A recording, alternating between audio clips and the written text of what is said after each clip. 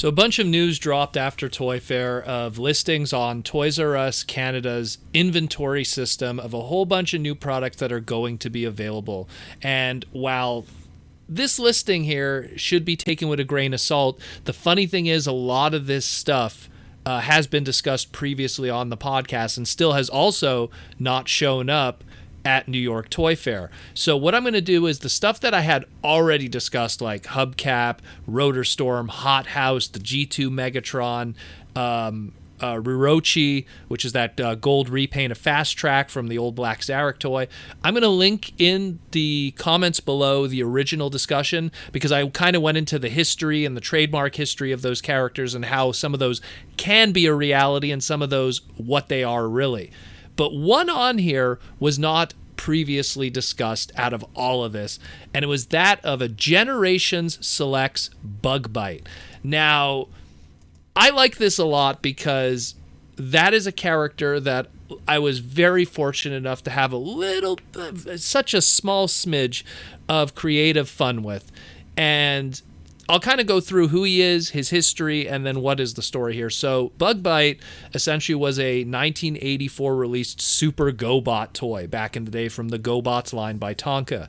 And it was really that. It was just a larger than the standard Gobot 3-inch scale. It was their larger Super Gobots. It turned into a yellow Volkswagen Beetle, but promise you this, you did not mistake it with Bumblebee. Super Gobots were infamous for their very simplistic design and the cockpit of the vehicle really making up 90% of the head, and it was what it was for back then. Really nice heavy die cast though, funny weapons that could clip onto it in different ways, but not much could be said about that.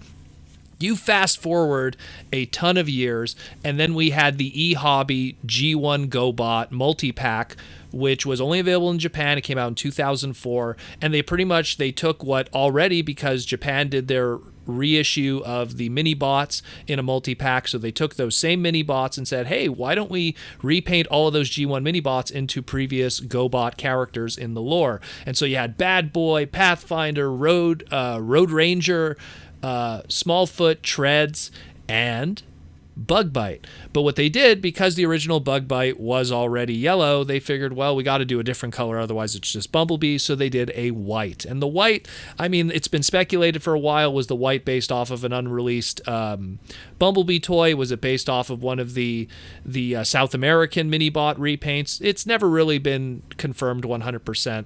But they went with the white, and it looked really nice, and they kind of ran with it, and that was that. And then a couple years later, when Botcon did their 2007 very famous Games of Deception Botcon box set, on top of having all the Seekers and everything, they included a white repaint of the original 2006 Classics Bumblebee into Bugbite.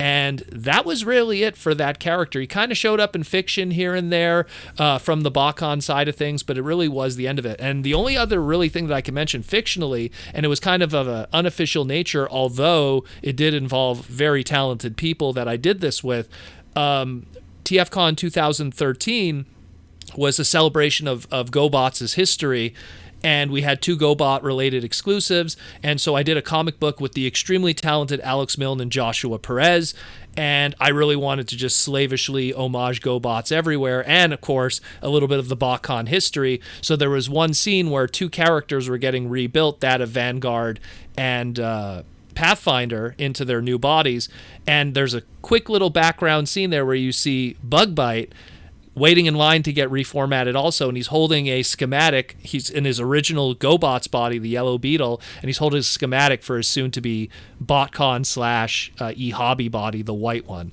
And I'll kind of post a little image of that too in the segment so you can see it. It was a short little 6-page comic, tons of fan wank in it. I was so lucky to work with Alex and Josh on that one. Probably one of my favorite little comics to work on together with those guys.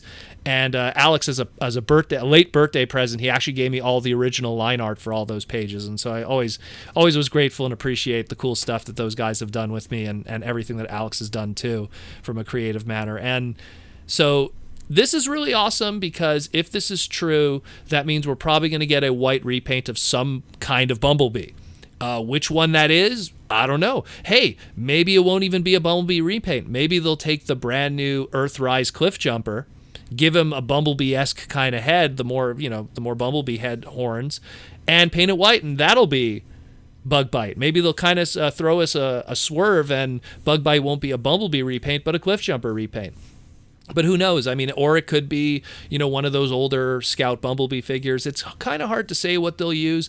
Maybe it's just for a Bumblebee mold we just haven't seen yet. Who knows? It's kind of hard to tell. But if I had to take an educated guess, I think they might use that Cliffjumper mold. It would be kind of cool to see it in that, and it would be a different spin on things. But let me know what you think.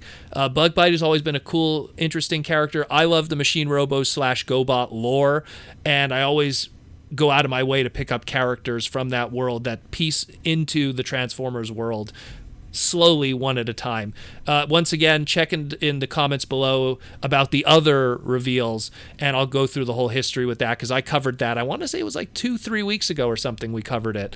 But, I mean, to repeat it all again would be kind of silly. So check it down below, too, and let me know what you think about Bugbite.